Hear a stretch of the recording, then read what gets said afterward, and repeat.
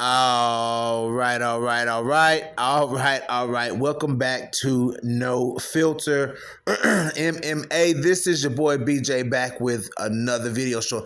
Listen, guys, I already know. Shout out to my boy JP. JP already trying to put it on me.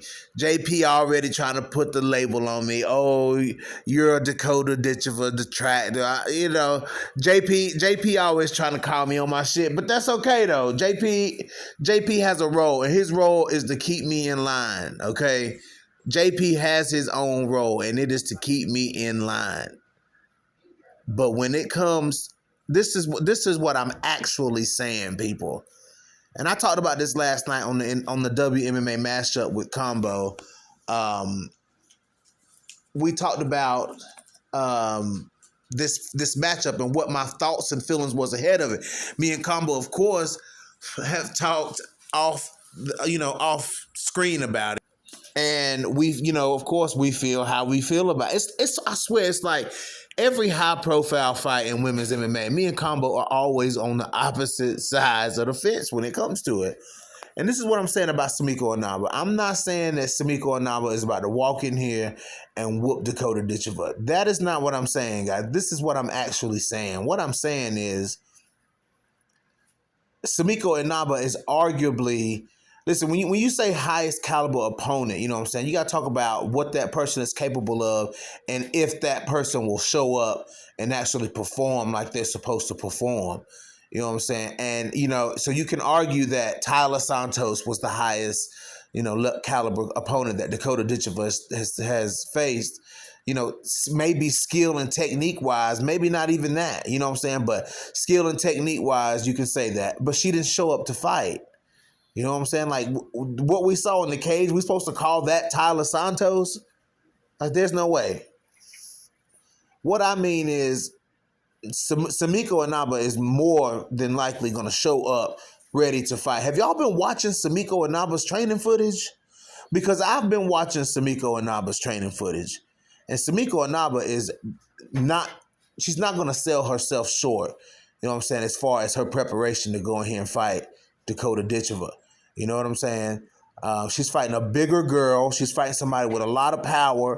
You know what I'm saying? Dakota Ditcheva is a monster. We know that some of the, outside of the UFC, including including the UFC, Dakota Ditcheva has some of the hardest body shots, you know what I'm saying, that we've ever seen in the sport of women's MMA. She's crumbled plenty of girls from hitting them to the body. That's kind of what's gotten her to 14-0. You know what I'm saying? Like, that's one of the things that's kept her undefeated and makes her so dangerous. You know what I'm saying? Like, these girls hadn't been hit to the midsection like that.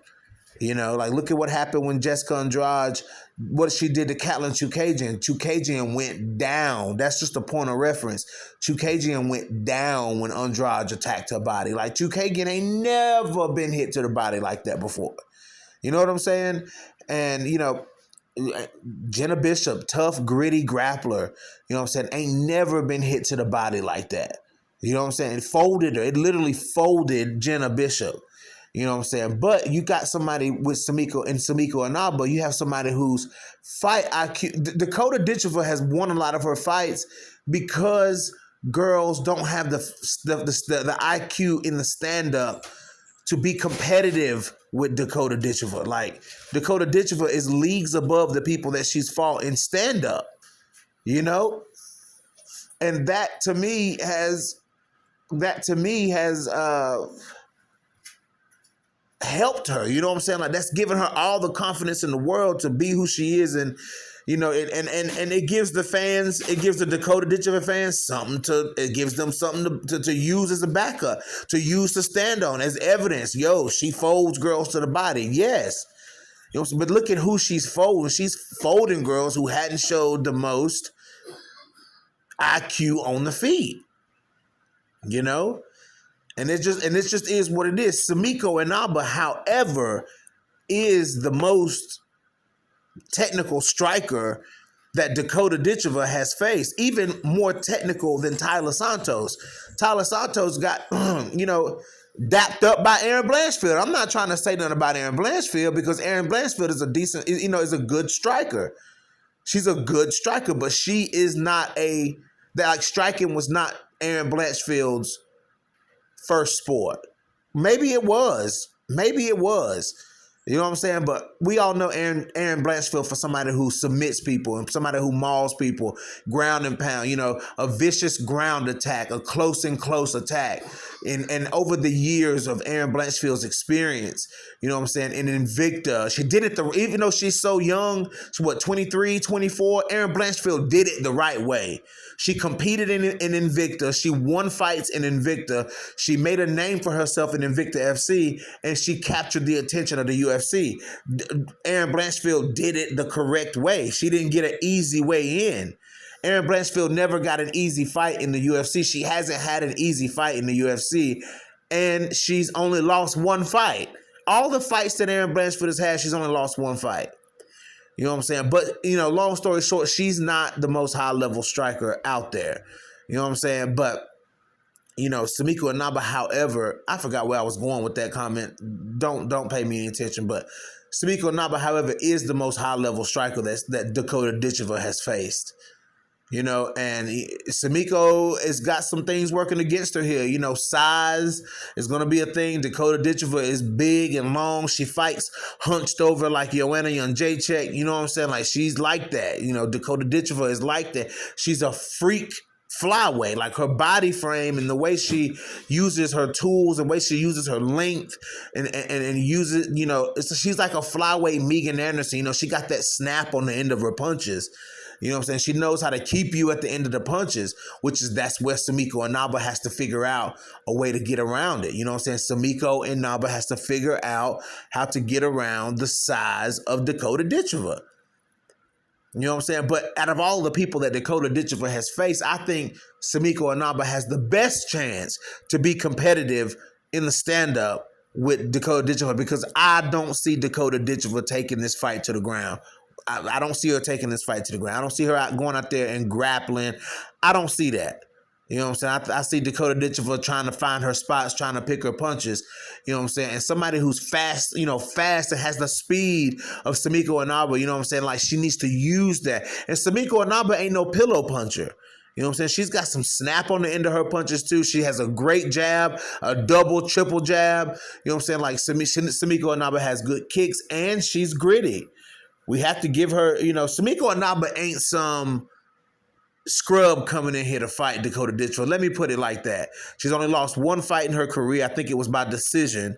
You know what I'm saying? She's 5-1 or 6-1 or something like that. So Seamiko Anaba was a decision away from being undefeated as well. You know what I'm saying? So I just feel like she's being overly disrespected in the lead up to this fight. Like, I feel like a lot of people are so caught up in Dakota Ditcheva, you know what I'm saying, that they're not seeing, you know, and it has nothing to do with Seamiko Anaba herself. It could be Liz Carmouche, guys. We're talking about PFL. It could be Liz Carmouche. If it were Liz Carmouche, I'd be picking Liz Carmouche to win the fight. Let me put it like that. If it were Liz Carmouche that Dakota Ditcheva was set up to fight, I'd be picking Liz Carmouche to win the fight. You know what I'm saying? Because Liz is that Bellator champion. Liz has shown that she is that high-level fighter. Liz Carmouche is the first woman to ever step foot inside of a UFC octagon.